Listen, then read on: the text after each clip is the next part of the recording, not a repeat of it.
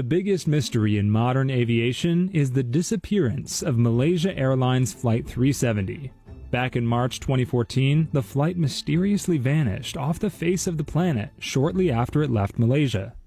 The sudden and weird circumstances behind its disappearance gave birth to many conspiracies.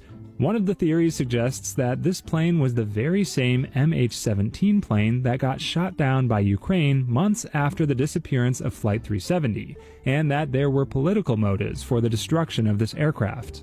Another theory says that hackers could remotely take over the airplane's autopilot to pilot the aircraft to Antarctica remotely. For a while, the widely believed theory was that the pilot was suicidal and that he had planned to commit suicide while taking the passengers of the aircraft with him. Some theories suggest that the Malaysian government had something to do with the disappearance of the flight due to its unexplainable failure to communicate with the aircraft. But the craziest theory proposed was that a small black hole somehow sprouted in the Earth's atmosphere and sucked the aircraft into it, forever leaving it lost in space and time.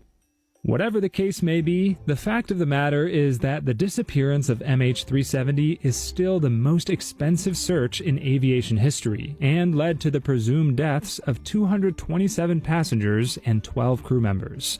10 years later, no one still knows where this airplane is. So it looks like most of you are enjoying my content, but haven't subscribed yet. So kindly take a second or two, subscribe to the channel, or I'll come for you. These are the scariest conspiracy theories in the world, but we're gonna keep going until we find the craziest one. So obviously one of the biggest conspiracies in the world is that the world is flat, and if you don't know the details on this, I'm gonna give it to you. So obviously for the people that do believe the world is flat, they say that the world is flat and stationary rather than a rotating orb as science would lead them to believe. Obviously they don't believe that. So they say if you want to view the curved horizon, you have to be at least 35,000 feet in the air to be able to see the Earth curve. So this is a photo that was obviously taken at sea level, and you cannot see a curve in the horizon obviously because you're not high enough up. But what you can see is that the windmills look like they're underwater because they're so far away. Obviously the difference here is that if you're up high in the air, you can actually see the curve. But if you're a flat earther, you don't believe that this is real. So basically in older ancient cultures, they didn't have that technology to get up high in the sky to view what it would look like to be curved. So all they could see was from sea level. They thought it was flat. They say that their perceptions were also further reinforced by the movements of the sun and the moon, which appeared to rise in the east and set in the west relative to a flat horizon. Obviously that's what it looks like. And they also say that the stars at nighttime back then would appear to rotate in a dome overhead. You could still argue that it still looks like this right now, because if you take a time lapse of the sky at nighttime, it looks like the stars are moving and not you. There's actually an ancient Egyptian record that describes the world as a disc in the ocean with the heavens arching above it, which is crazy. This is what that looked like, and this is what they taught people back then. And beyond that, there's actually a Iraqi tablet that's dated to 1000 BCE that shows Babylon at the center of a flat disc,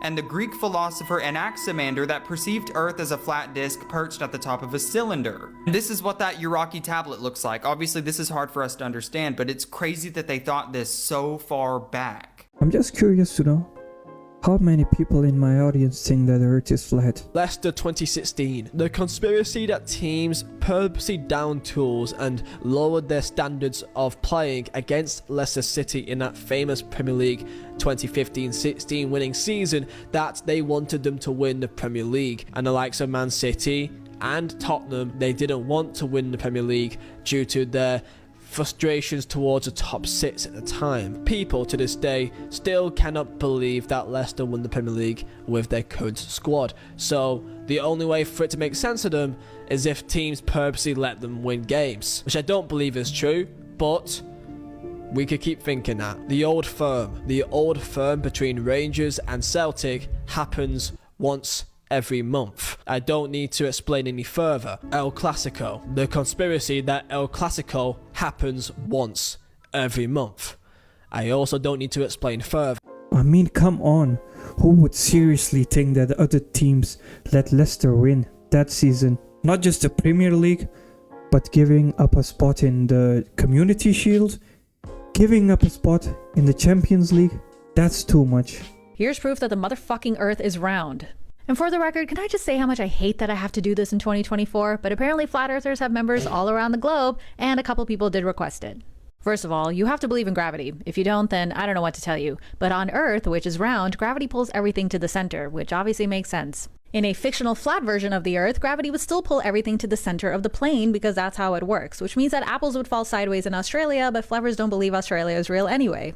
Engineering. The Verrazano Bridge is fucking massive, and because of the curvature of the Earth, the towers had to be 41 millimeters further apart at the top than at the base, or the whole thing would collapse. Line of sight. Watch a sunset and then quickly run to a higher elevation and you can see it again. That can only happen on a round Earth. Same thing with ships, which don't disappear all at once because they round the Earth from our perspective. This is shit that they knew thousands of years ago. Speaking of which, this guy, a Greek mathematician in 240 BCE, knew that you could measure the angle and lengths of shadows cast by the sun in different locations at the same time and that they would differ. This wouldn't happen if the Earth was flat.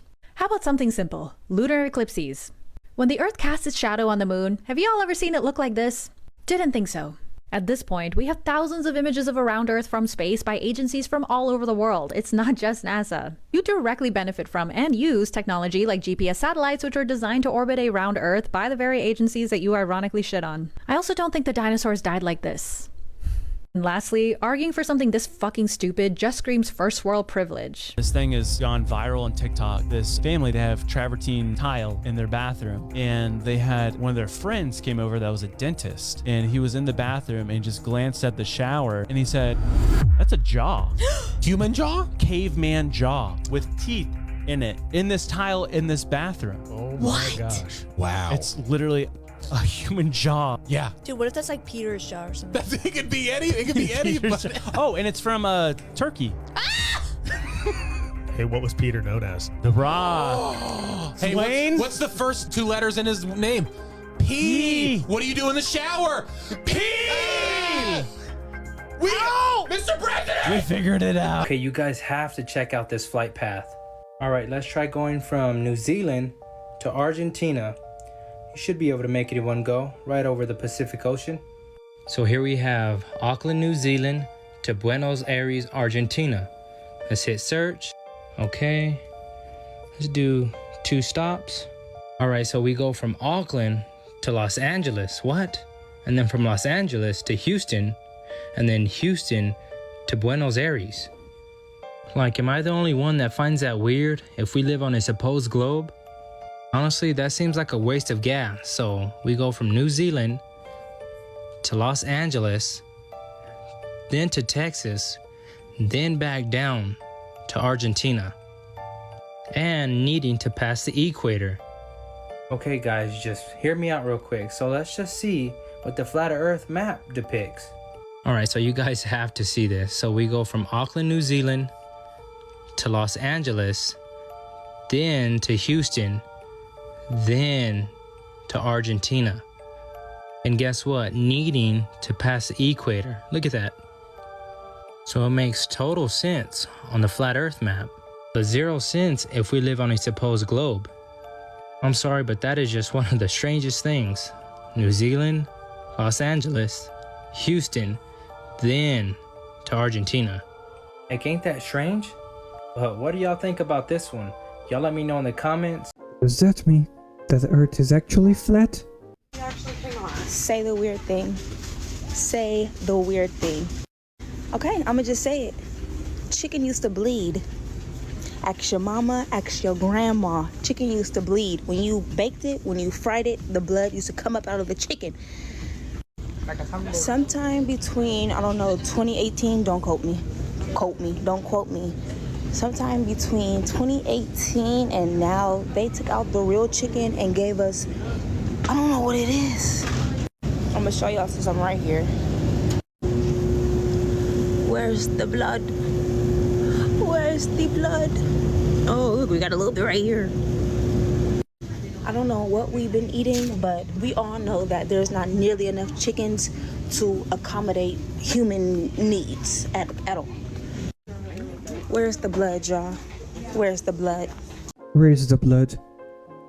I mean, if that are not chickens, then what are they feeding us? Is not like listening to you and then showing you ads based off what you say. That is just so ridiculous. Like, case in point, mine, I keep getting ads for like sobriety and like AA near you and stuff, and that doesn't make any sense because I love drinking. I'm constantly drinking. Trust me, the phone is always listening.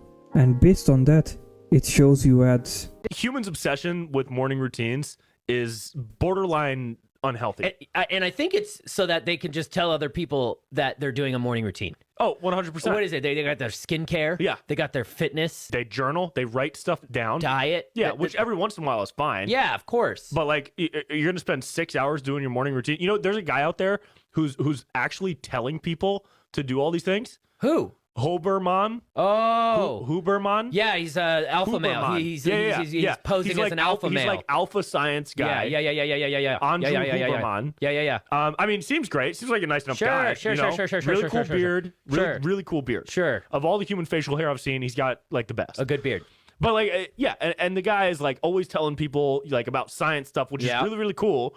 But he's always telling people about like the sauna, the cold plunge, and I want to shake him and be like, Huberman, if you really want people to be healthy, tell them about a dark matter shower. Absolutely. You're getting in a cold plunge at 42 degrees. Yeah, motherfucker.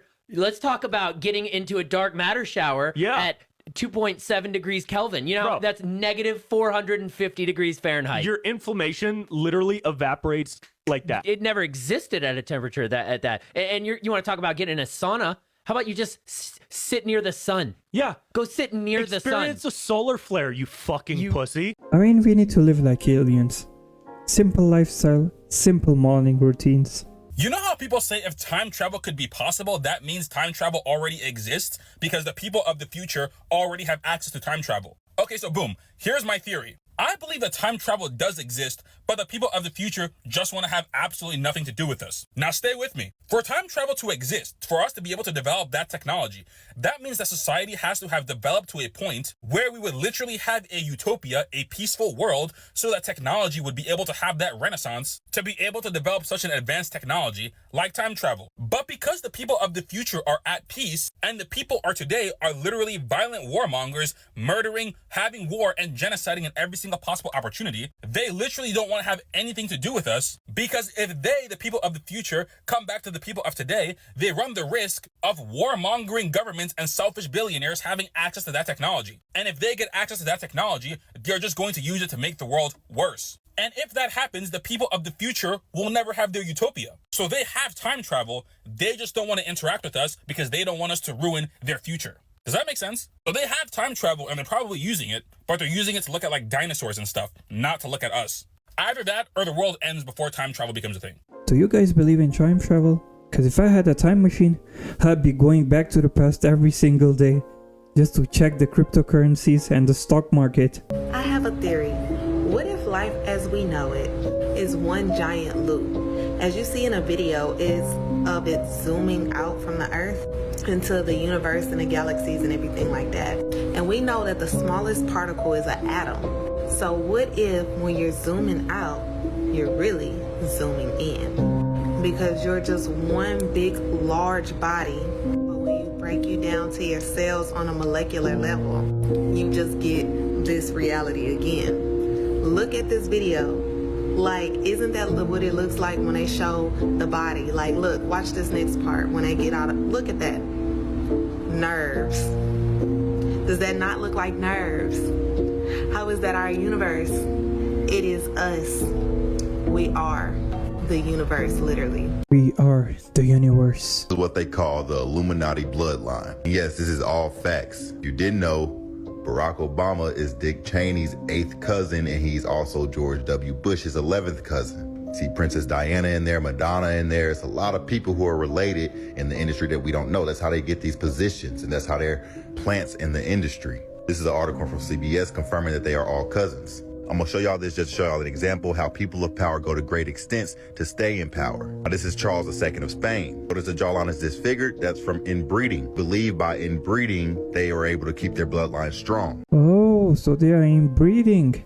That's pretty sus. Okay, if you can see floaters or have floaters in your eyes, there's a theory that these are actual interdimensional beings that you might be able to communicate with. Watch this. Disclaimer, I'm not saying I'm 100% believing in this. I read about it and I'm going to experiment with it and I will report back. But here's the theory. So there's this book that you can Google called Spiritual Dimensions of Eye Floaters. In it, it talks about how doctors say that eye floaters are just harmless little things that you should not pay attention to. The guy in the book says otherwise. He says that these floaters are the first appearance of luminous spheres, which he calls the light of consciousness. He talks about if you concentrate on these floaters, they can provide an exit from earthly existence, and you can also communicate with yourself or other consciousnesses with these floaters. Now, I actually have heard about this in mythology, as well as certain inventors and very smart people in history communicating with these things, which turn into radiant matter or luminous lights in front of them, which have a certain intelligence. So there could be something to this. I don't want this to take over my life, and I don't suggest you let that happen either. But I think it's something to be said for at least looking into it. So if you have a floater, maybe try to focus on it and see if it starts to materialize into anything, or see if you can get any messages from it. Why not? Let me know in the comments if this has happened to you, if you see floaters, if you've had any communication with these floaters, if they turned into shining lights for you. This has not happened for me yet, but I haven't really tried either because I have to also live a normal life and I'm doing a million things. So I have a floater in my eye, and it's just a random symbol. So if I keep looking at it long enough, it just keeps moving. But like she said, the telepathy, controlling consciousness, communicating with others' consciousness, it hasn't happened to me yet. I mean, all of that psychic stuff, it hasn't happened to me yet. I guess I'm a fake floater then.